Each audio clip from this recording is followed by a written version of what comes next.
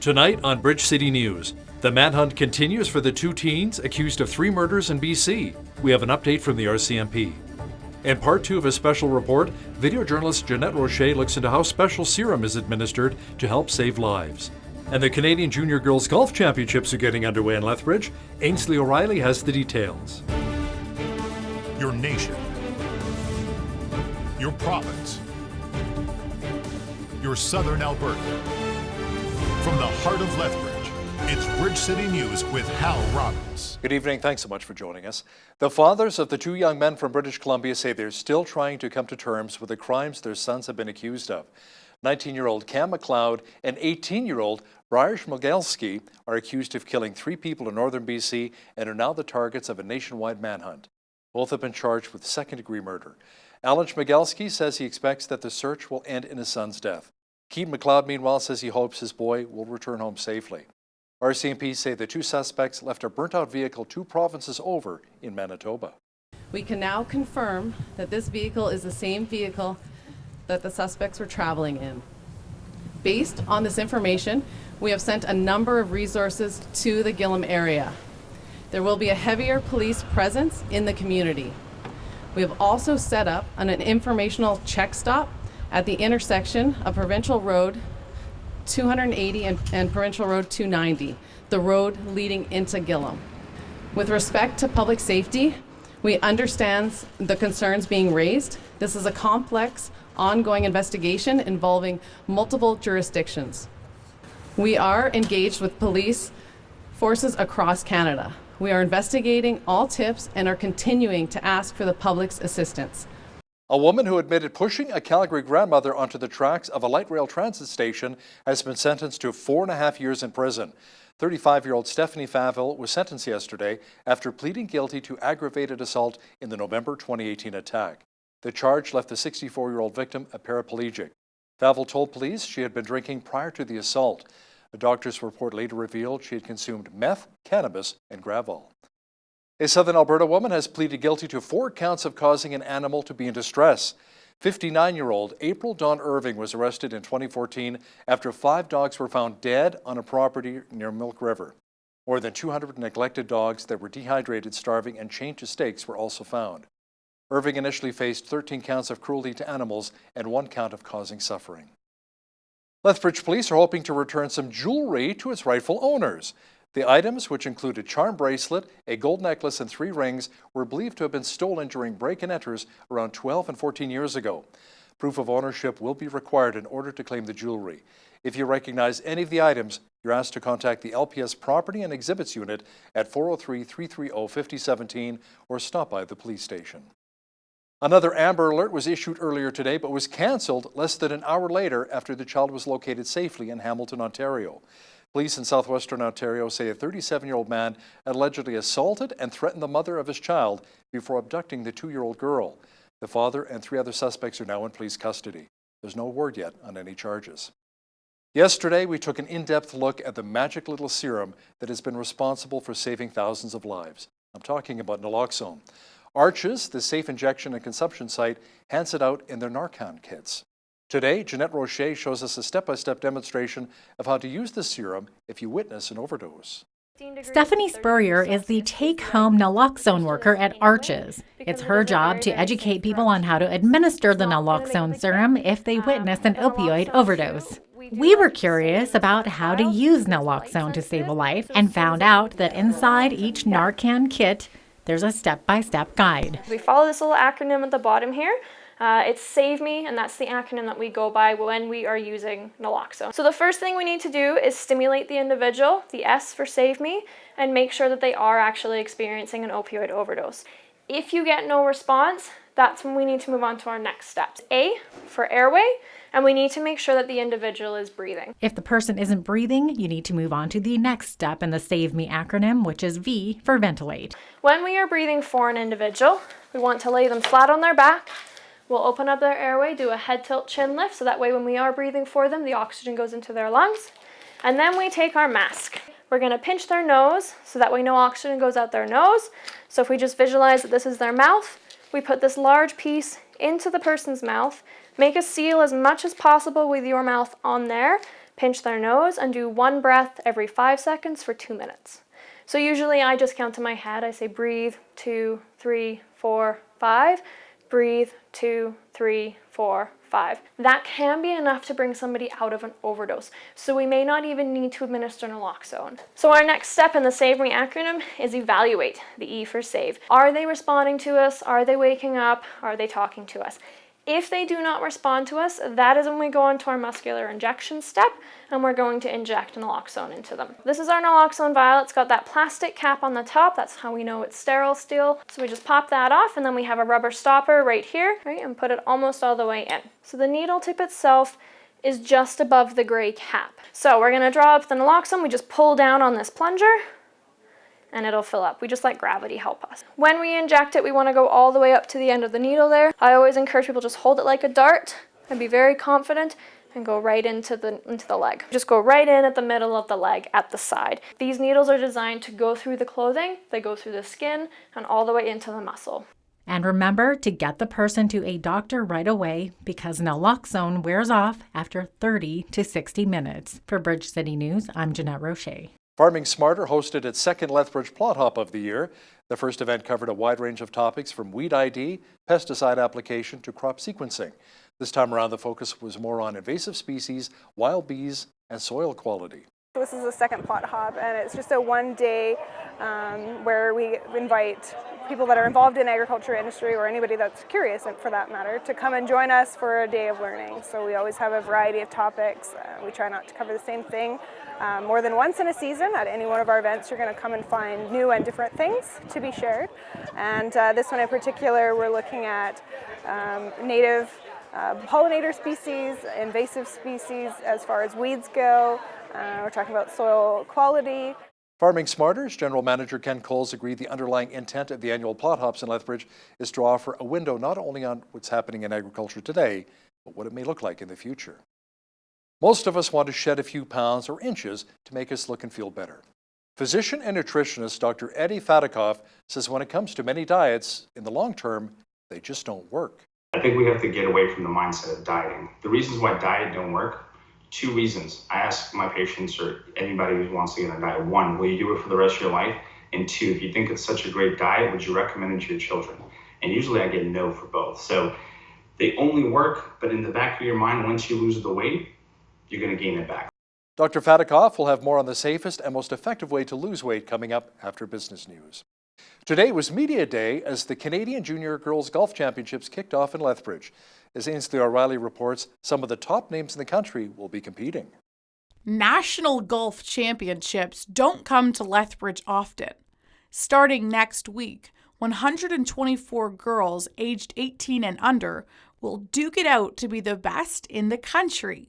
Probably the best part of it is that like we like growing the game, and so to see the best in Canada play here and be able to follow their careers and hopefully onto the LPGA Tour or wherever they go from there.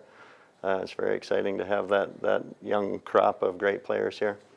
You may have heard of Brooke Henderson, 9-time title holder and the winningest pro golfer in Canadian history. Henderson once competed in this tournament back in 2012. Pretty incredible and really exciting to think that some of these junior girls have the potential to go on and be just as successful, if not more. A tournament like this requires tons of help. Both co-chairs of the tournament agreed that it was a challenge getting to 116 volunteers. Up until about a month ago, we were only at about 50. So it took a lot of a push in the last 4 weeks or so to get over that 100 number that we figured we would need. Thursday and Friday were probably our biggest concerns to make sure that we had that complement of volunteers. The tournament runs from July 29th to August 2nd. Admission is free, so you can bring your whole family to see some of Canada's best Canadian female junior golfers. For Bridge City News, I'm Ainsley O'Reilly. A lot of talk today is about gender ideology. Author and psychotherapist Dr. Anne Gilly says kids in Canada are taught about gender dysphoria at a very young age.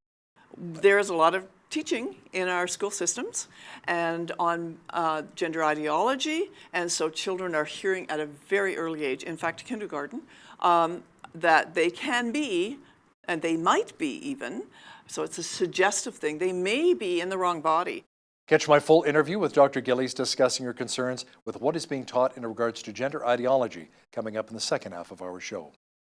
Actor Dwayne "The Rock" Johnson visited protesters blocking construction of a giant 30-meter telescope on Hawaii's Big Island. They're blocking the road, preventing access to a summit. Johnson said he was honored to be there and told the crowd, "I stand with you." The world is watching, and the world is saying we should take a pause. And this is where care and decency and love and respect for not only culture but for humanity really comes in.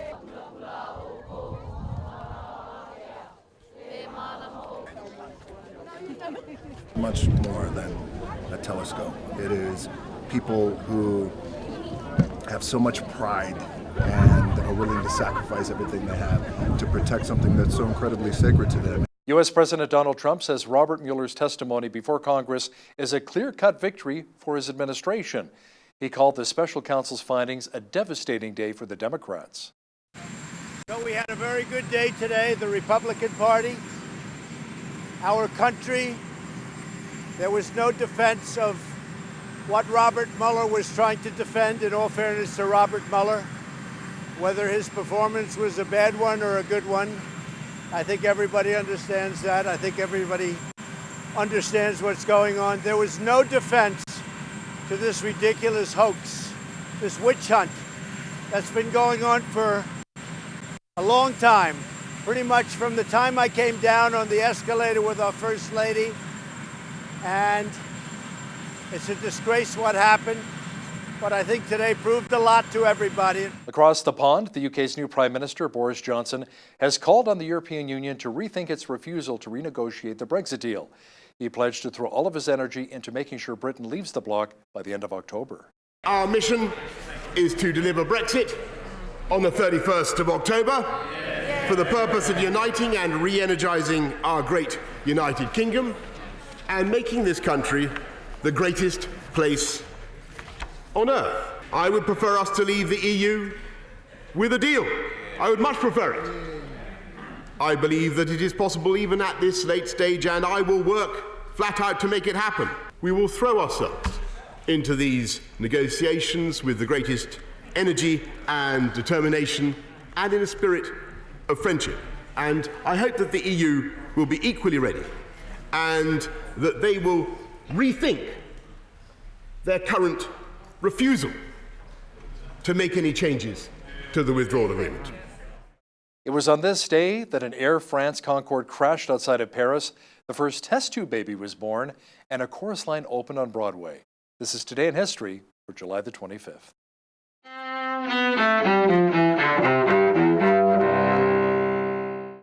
July 25th, 1956. Disaster and rescue on the high seas of the North Atlantic off the coast of New England.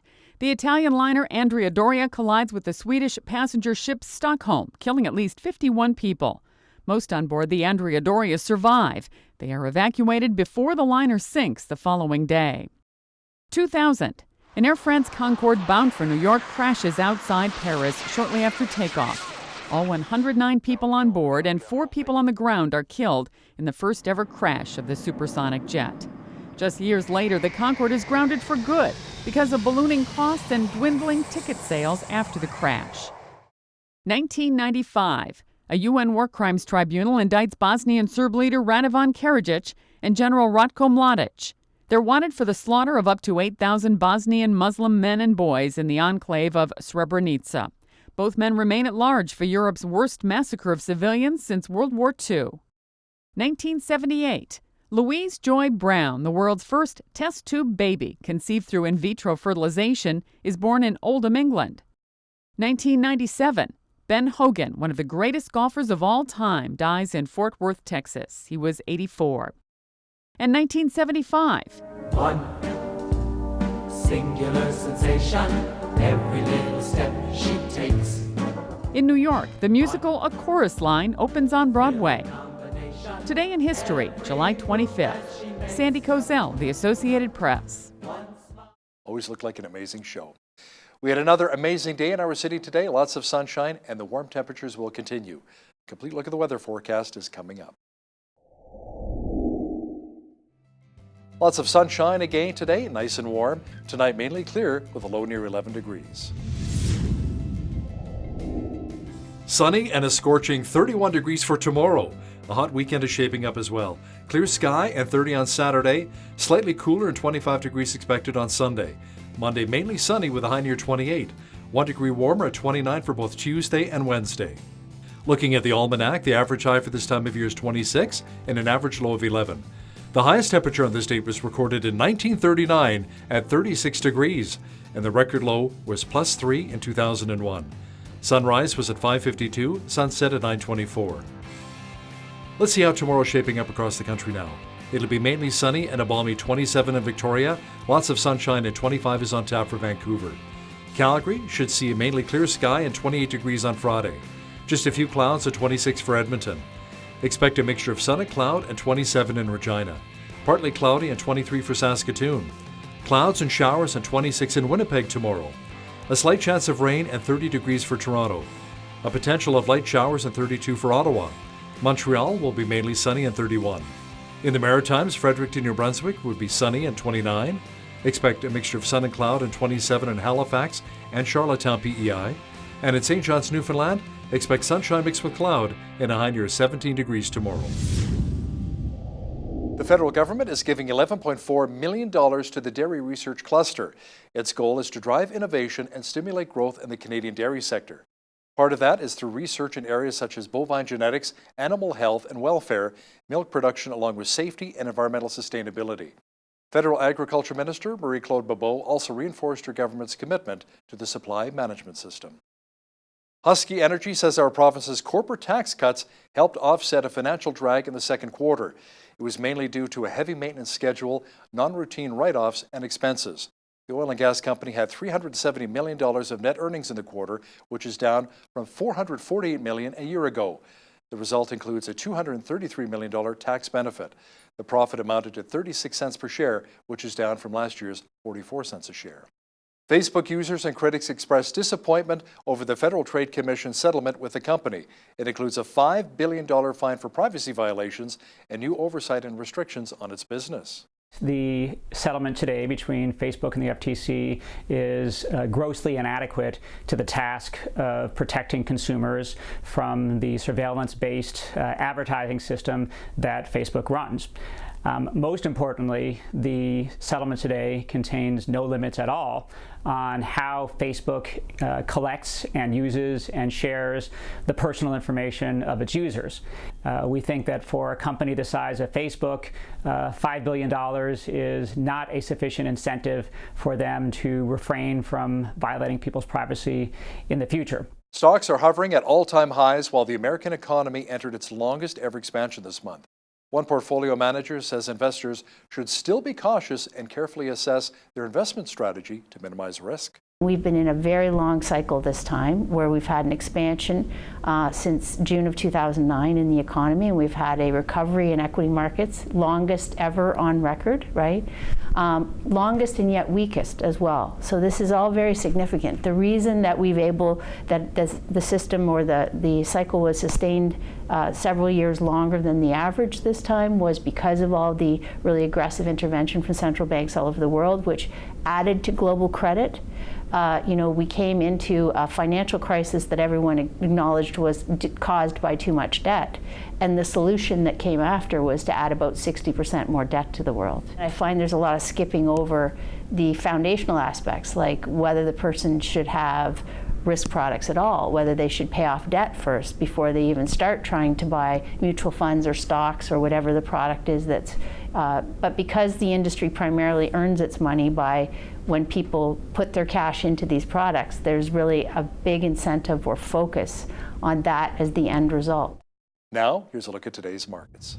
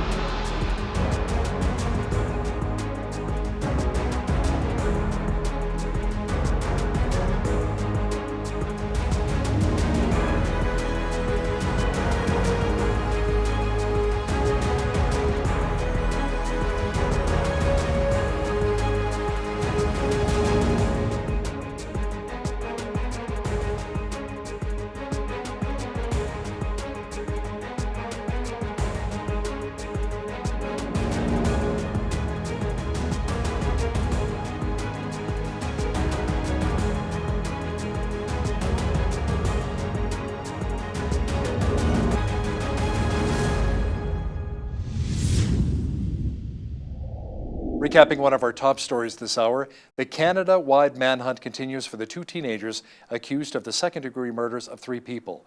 Police are still looking for 19-year-old Cam McLeod and 18-year-old Briar Schmigelski. The last lead RCMP had was a burnt-out vehicle found in Manitoba. They're asking for the public's help. The 2 teenagers are sought in connection with the deaths of Australian Lucas Fowler, his American girlfriend China Dees, and Leonard Dick from Vancouver.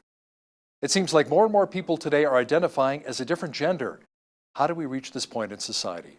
Psychotherapist Dr. Ann Gillies, who authored the book The Floodgates, Setting the Record Straight About Gender and Sexuality, gives us her thoughts next. But first, here's a look what's happening in and around your community.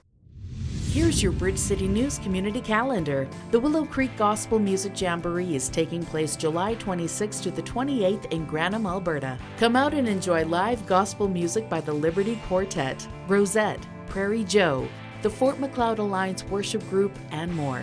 For details, visit gospelmusicjamboree.com. Looking for a fun summer activity for your kids? Roar is a vacation Bible school taking place July 29th to August 2nd from 9 a.m. to noon at the Lutheran Church of the Good Shepherd in Lethbridge for ages 4 to 11 at no cost. To register, visit LutheranChurchofTheGoodShepherd.com or call 403-328-3445. Gem of the West Museum in Coaldale is hosting an open house on Heritage Day, August 5th from 10 a.m. to 2 p.m. Take in ice cream making, crafts for the kids, a scavenger hunt, and more. It's fun for the whole family, and admission is by donation. For details, visit gemofthewest.ca. And that's your Bridge City News community calendar.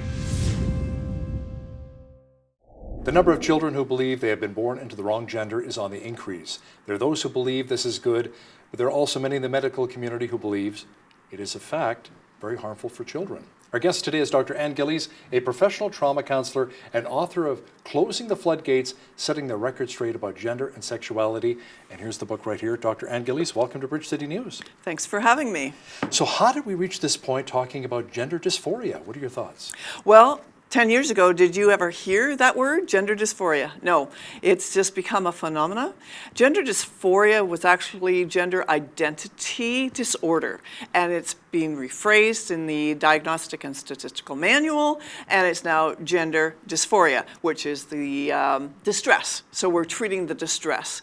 And so things have just continued at a very fast momentum. It's highly funded by special interest groups, right? Special interest groups. Several billionaires are funding behind this, and even pharmaceuticals. Yeah, there's a real push.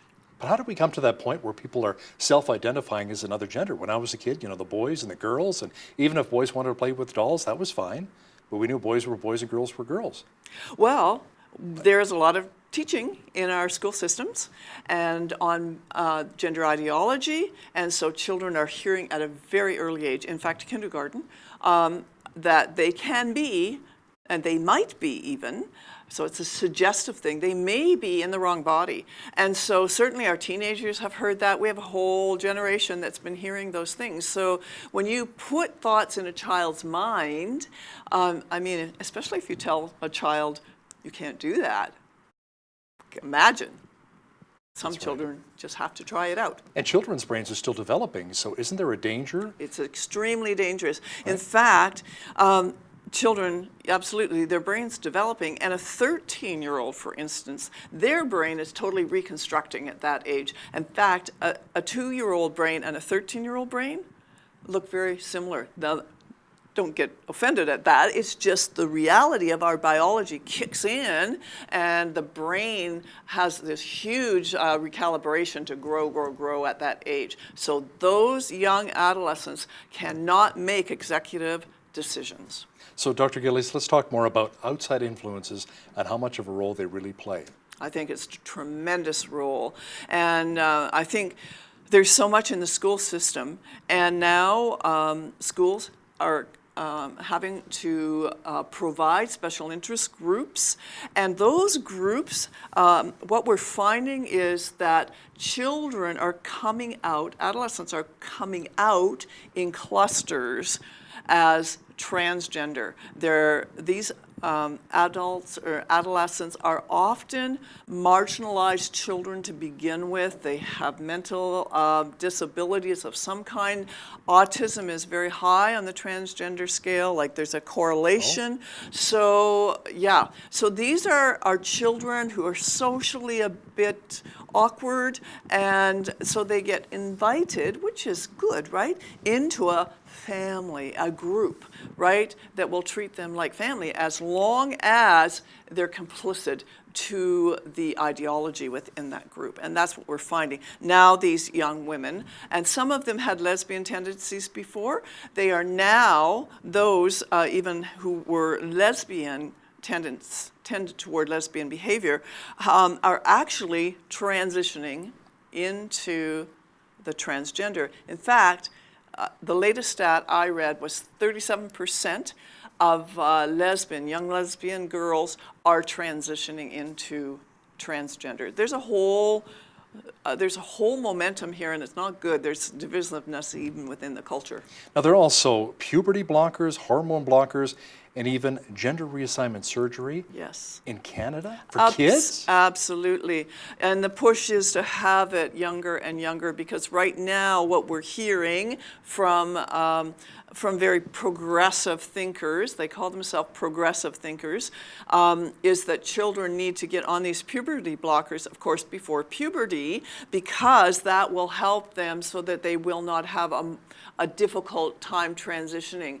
What happens with puberty blockers, it blocks puberty, so they never go through the natural course of their development. And it's all based out of fear, like something's wrong with puberty, you know? Is it a difficult time? Absolutely. It was difficult for every one of us because it's so much transition. But we're so afraid of going through the transitions of life. We created this culture of fear for children. So some of these hormone and puberty blockers, do they actually help a lot of the children when it comes to maybe depression or confusion in their lives? They don't help with that at all. All they do is suppress the natural development. And what I want to say here, and really need to emphasize that, up until about 2006, gender dysphoria was extremely rare, 0.003% of young girls. 0.003%, very rare. And not only that, if these children were affirmed in their biological sex, they would revert, the gender dysphoria would leave. In 88% of girls and up to 97% of boys. That's astronomical percentage mental health wise. So what you're going to see is that these children are now put on puberty blockers instead of affirming their biology, and once they go through that trajectory and go on hormones, they never have a chance of actually re-identifying in the sense of their biology. They can detransist as that's happening, but they will have lifelong effects. So what about rapid onset gender dysphoria? Oh, there we go. Can you explain that to our viewers, what it Absolutely. is exactly? That is a very new category. It's not even in the DSM. It's a new category of children. And so it is predominantly young girls between 15, now we're seeing younger, 13 I would say, to 24. They are coming out, like I said, in clusters in these groups. So young adolescents, and I said earlier that a 13-year-old's brain is transitioning and growing in an incredible rate, and their thinking gets all distorted. And so these are the children that are now coming out as transgender, and it's called rapid onset. There is no prior condition. They are just coming home all of a sudden and saying, I'm in the wrong body. In fact, this is a girl's, that's what's being documented, but I had someone that recently, a father whose son came home, 7 years old, the son, and said, I want to be a girl. And 3 of my friends also want to be a girl, and you're going to help. This person was in the medical profession, and Dad, you're going to help us be girls. Is there a problem here? Yes, there's a definite problem. And as a father, I mean, how do you even respond to something like that? Well, the first thing And I will would... you be charged as a hate crime? Like, Well, here maybe we your children go. taken away from you?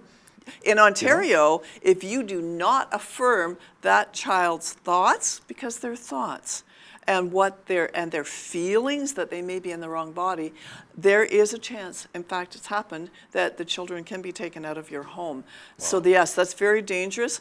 But I would say, as a parent, if a child comes home and says something like that, I would want to know, I would want to have them explain, so what makes you believe that this is really happening, that all of a sudden you're wanting to be a girl? Is it maybe from another child? Maybe they had a conversation at the playground somewhere? Because a lot of You times want to get deep kids into respect that. the opinion of other kids of a similar age as opposed to their own parents. Absolutely. And sometimes, they're hearing all this talk, and children get out of class after a gender ideology lecture at 7 years old, but it's not a lecture, but here's the little coloring thing that we're doing today on gender ideology, and they're hearing all these things, so of course they're going to talk, and they're going to question, well, could that be me? Children are leaving those classrooms actually and going home very traumatized, in tears. So, yeah. So Dr. Gillies, as a father myself, and for a mother, how do you respond to something like that when your child comes home and says, I want to be a boy or a girl? And I believe that I am, and you should support me in this. Well, that's right. So I think you have to just go really slow with these kids, because they're hearing all of these things. And so to be able to help them really articulate what's going on, because these children have not had a diagnosis. In fact, all these children are self-diagnosing, right? A medical condition, a psychological condition, and it is still a psychological condition, even though there's such a push now to have that taken out of the DSM, because we want to keep all these things moving forward progressively. There is an agenda to do that. Well, we help those who have eating disorders, bulimia, anorexia. Would this potentially be a mental disorder? Or should we maybe encourage and support our children who feel this way? Well, it's still categorized as a mental disorder, and I really hope it stays there. These children are basically being affirmed and told that their self-diagnosis is correct. We don't do that with eating disorders. We don't do it with body identity disorder, which is people that want to amputate a limb. And really, it's because they hate their body. And when you get into the whole area of transgenderism, which used to be called transsexual, there is a body hatred. There's all kinds of underlying abuse and different reasons that people behave the way they do. And we're not even allowed to treat those reasons anymore. Well, it's understandable, of course, that children, they're trying to find their own identity at the age of 5 or 6. But what about adults who've lived, let's say, as a man or a woman for 50, 60 years and all of a sudden say, you know what, I want to be the other sex. I was actually a man trapped in a woman's body or vice versa for 50 or 60 years. How does that happen? Well, I want to be compassionate to the people that are experiencing things like that, and it does happen. And I think, when I think of all that, I just think, I think selfishness, because I see what happens. Families are destroyed. Everything collapses.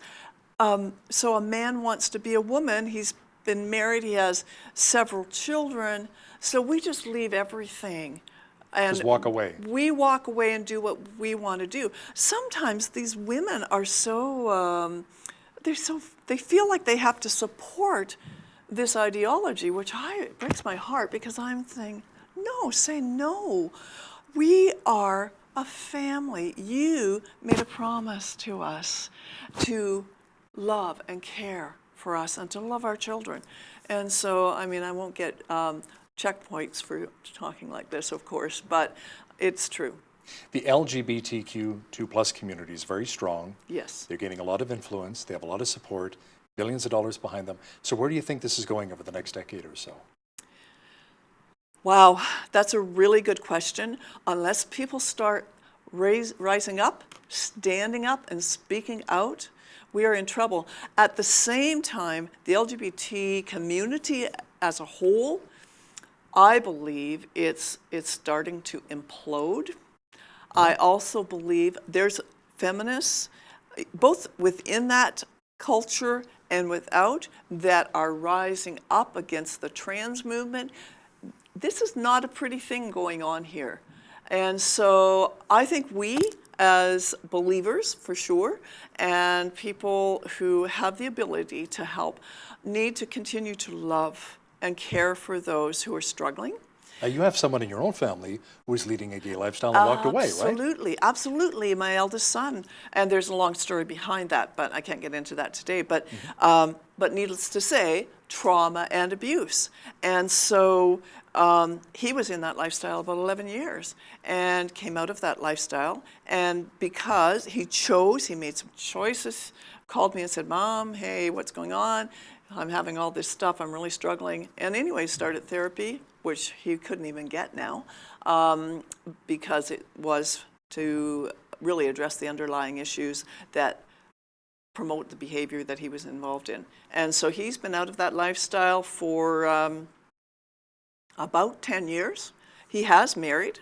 Not everyone that comes out of that lifestyle has heterosexual feelings. That's okay, but you can still come out. And he has married and he has children, and he is happy. He's very happy. Dr. Ann Gillies, a professional trauma counselor and author of, here it is, Closing the Floodgates, Setting the Record Straight About Gender and Sexuality. Thanks so much for joining me on Bridge City News. Thank you.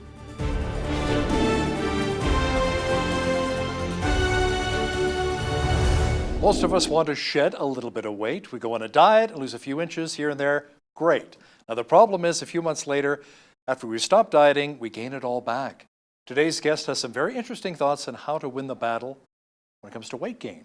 Dr. Eddie Fatikoff, a physician joining me now from Georgia and also best-selling author. His latest book is Dr. Fat Off. I love that. Simple Lifelong Weight Loss Solutions, Live and Learn Series Part 1. Dr. Fatikoff, talking about Fat Off, welcome to Bridge City News. Thank you so much for having me. Now, I'm told the weight loss business is a $60 billion per year industry. With that much money invested, one would think everyone would be skinny by now, or at least in good shape. Why is it that so many diets really don't work? Because the word diet doesn't work. They've even done a study where 90%, if you use the word diet, 90% of people will fail. I think we have to get away from the mindset of dieting. The reasons why diet don't work, 2 reasons. I ask my patients or anybody who wants to get on a diet, 1, will you do it for the rest of your life? And 2, if you think it's such a great diet, would you recommend it to your children? And usually I get no for both. So they only work, but in the back of your mind, once you lose the weight, you're going to gain it back. So it doesn't do you any good if you lose 20 pounds just to gain it back 3 months later, 6 months later, 9 months later. That's why they don't work, because they're eating something that they don't want to eat or doing something that they don't want to do. You know, if it's a chocolate diet, I can tell you right now that my kids definitely jump on board with it. Now, why are so many people in Western society overweight? Do we need to change how we view food and the kind of food that we eat, like maybe less processed foods?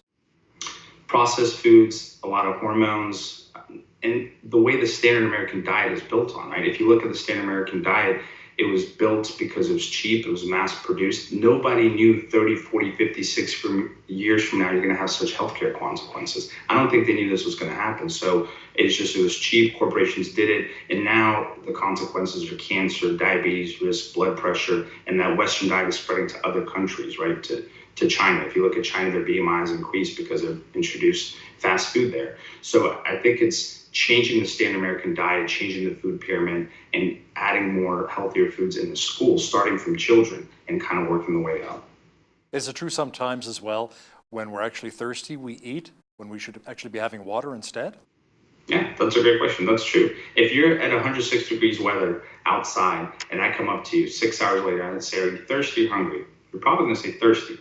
Now, if you're inside air conditioning and I come up to you 6 hours later, I'm going to say, do you want to grab lunch or you want some water? You're probably going to say, let's grab lunch.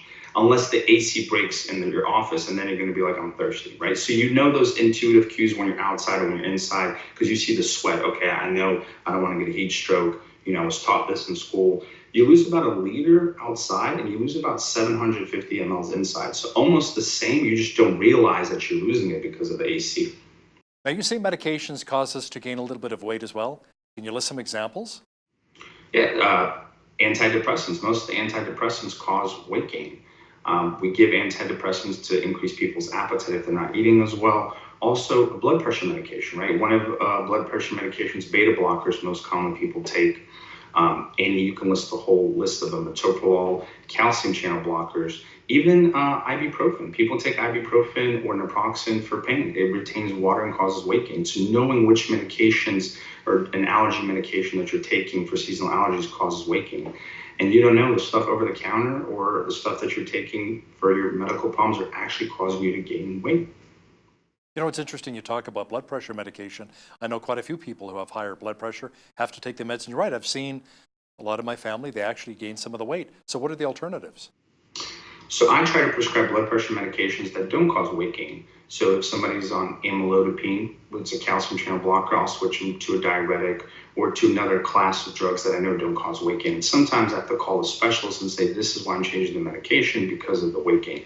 I look at everything of what can I do to decrease their burden, because if they're trying to lose 10 pounds, but their medications that they're on are putting on 20 pounds, you got to kind of start there, adjust the medication, which is a simple thing that your primary care doctor and obesity specialist can do.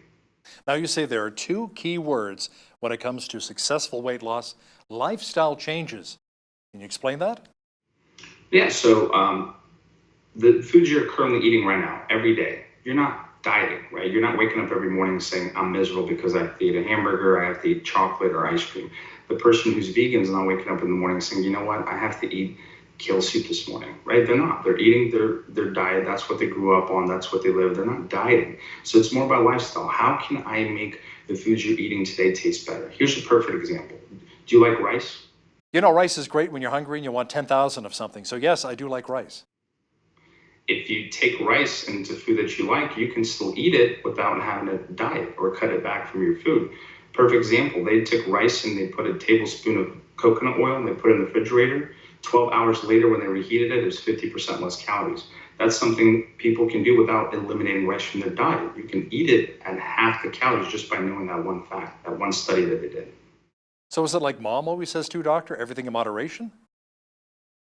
It's moderation, but just knowing, for example, heating something up in a toaster oven and taking it from the refrigerator, that's 30% less calories because it becomes a starch-resistant fiber.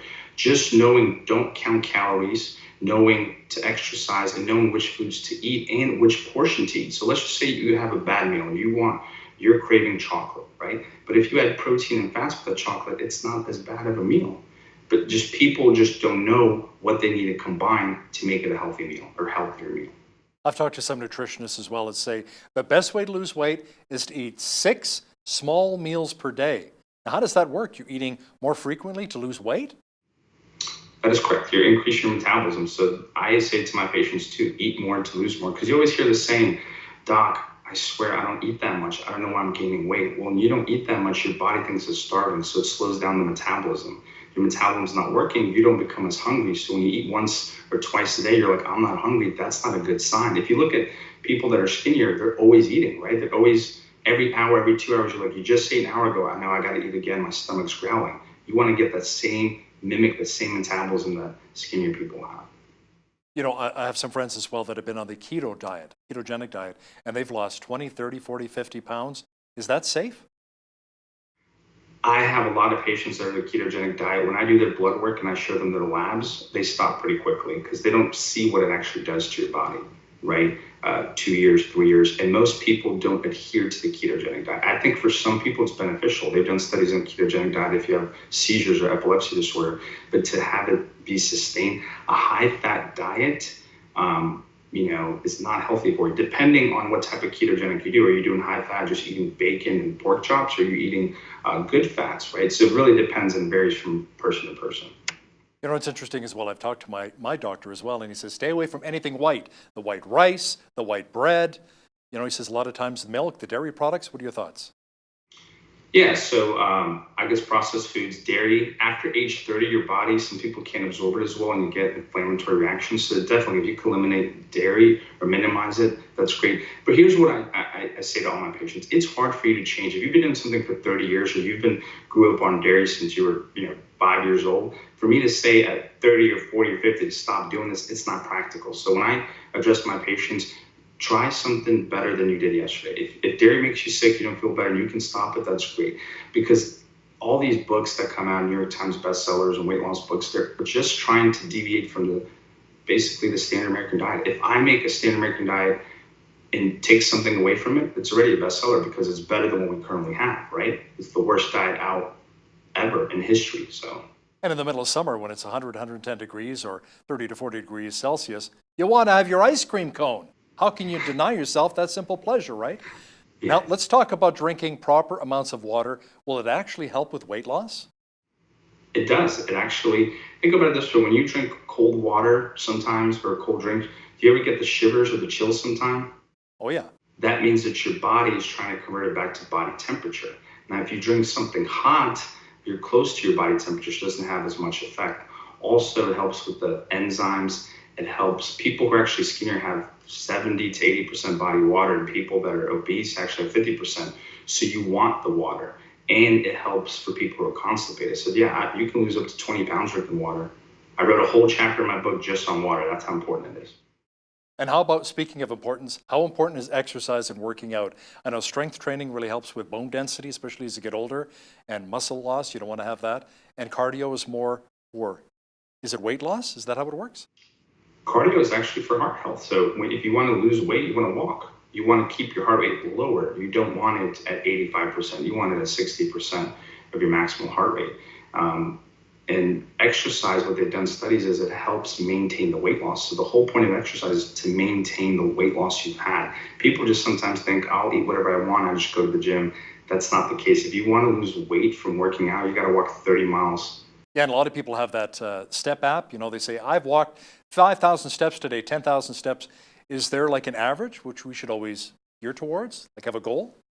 So that's a great question. They did a study on this. I actually do this to my patients. It's called non-activity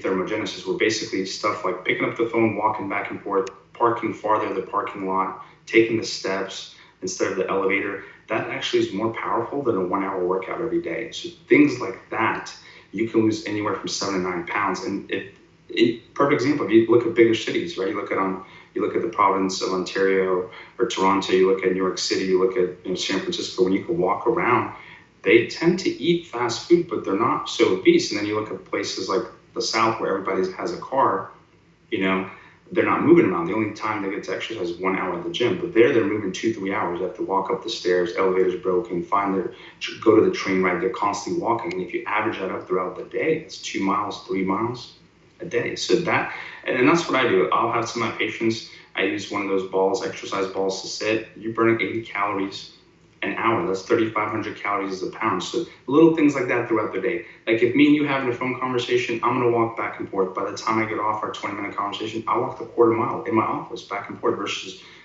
another person just sitting there and talking on the phone. Still the same concept. I'm not stressed out that I'm walking, but little things like that help you lose weight because you're active. It's all about activity. Now you say that balancing hormones can also cause some weight loss. Tell me a bit more about that. 2 ways to lose weight. You have to have muscle, and as you age, the muscle decreases. And as stress or medical illnesses or medications can cause decrease in testosterone levels, decrease in hormone levels, and your thyroid levels. So your thyroid hormone controls your metabolism. If I can't control your metabolism, you're not going to lose weight. And if I can't get you to put on muscle, you're not going to lose weight.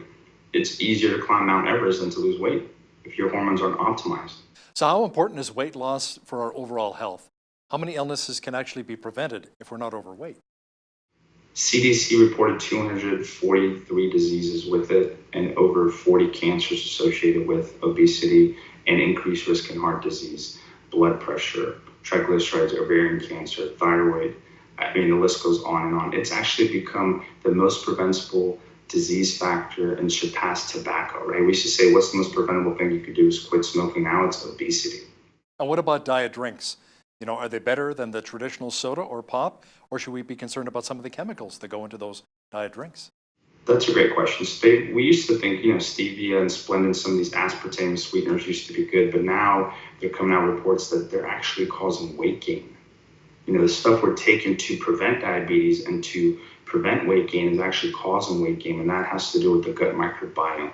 That's why most of my patients I have on a probiotic or some type of Greek yogurt or something that has a live probiotics to kind of help them with the weight loss. I mean, that's something somebody can do today. If you want to lose 10 pounds, and then in several studies, add a probiotic. Is it helpful as well to have some kind of an accountability partner, someone who will follow a similar eating and exercise regime? Yeah, so me personally, leaving work at 7 o'clock at night, it's hard to work out. So if I go with a friend, we push each other. So if the days I don't want to go, he goes, we push each other. It definitely helps. It makes it that much easier. Or signing up for challenges or marathon races, little goals and fun activities. That way you're like motivated to do it. Otherwise, it's hard to do it. If you have kids or family, to come home and be motivated to go downstairs and work out or go to the gym after a long day. How about weight loss surgery like liposuction? Is that ever a good idea? I'm an internist and obesity specialist by trade, so I try to avoid surgery just because they've done studies where people have done the surgery. Perfect example, I'll give you the gastric sleeve. They removed the gastric sleeve, they had a 2-year follow-up study. The ghrelin is the hunger hormone.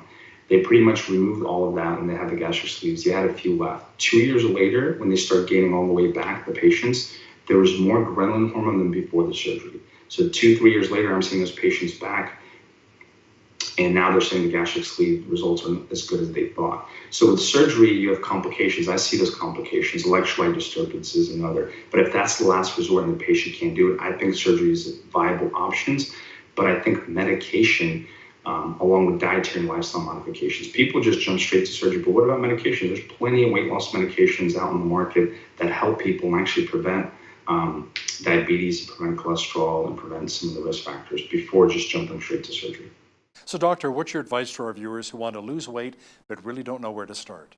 I have a bunch of free content on drfatikoff.com, but what they need to realize is it doesn't have to be hard. I try to keep it simple. Don't tell somebody what you should eat, what you can't eat, because everybody's got different cultures. So I make it as simple. I don't make it about calorie counting. It's about lifestyle. And once you're content that it's lifestyle, it's chronic, you're going to be successful. Otherwise, you're going to go yo-yo dieting and buy one book after another until till it's a rapid cycle, never ends.